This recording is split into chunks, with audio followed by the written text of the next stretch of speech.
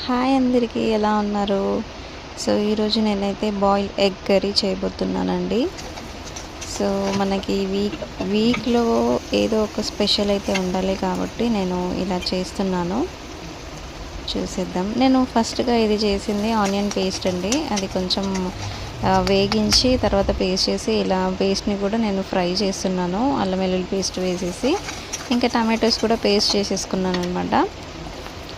So ఆ పేస్ట్ని కూడా దీంట్లో వేసిస్తున్నాను. కొంచెం అలా మగ్గే వరకు కలుపుకోవాలి.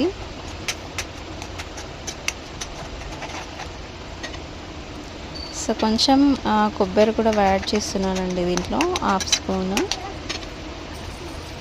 సో ఇప్పుడు పసుపు, కారం, ఉప్పు వేసుకుందాము. సో మనకు టేస్ట్కి సరిపడా మనం వేసుకోవచ్చు అండి ఇది. సో చూడండి, కలిపేసి మనము అలా పెట్టేసుకుంటే కొంచెంసేపు ఒక 5-10 మినిట్స్ ఉడకాలి బాగా. దాని తర్వాత ఒక హాఫ్ గ్లాస్ వాటర్ యాడ్ చేసుకుంటే సరిపోతుంది, ఎందుకంటే మనకు గ్రేవీ మంచిగా అవ్వాలి అనమాట. సో నేను ముందే ఆల్రెడీ 4 ఎగ్స్ బాయిల్ చేసి పెట్టుకున్నాను అనమాట. ఇది ఒక చిన్న కడాయి తీసుకొని అందులో నేను ఫ్రై చేసుకుంటున్నాను.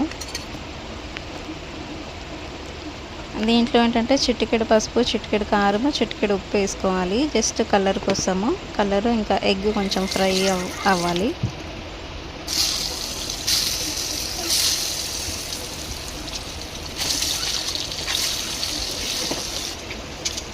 సో ఇప్పుడు దీంట్లో చికెన్ మసాలా, గరం మసాలా వేస్తున్నాను.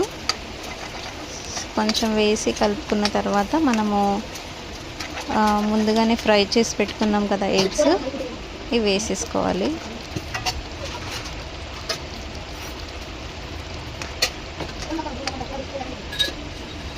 కొత్తిమీర, పుదీనా కూడా వేసేస్తున్నాను. సో ఒక్కసారి ఇలా కలిపేసుకొని ఇంకా మూత పెట్టేసుకుంటే ఒక 5-10 మినిట్స్ మగ్గిపోతుంది. సో ఎగ్ కర్రీ అయితే రెడీ అండి. గ్రేవీ చూడండి ఎంత బాగా వచ్చిందో. సో వీడియో నచ్చితే లైక్, షేర్, సబ్స్క్రైబ్.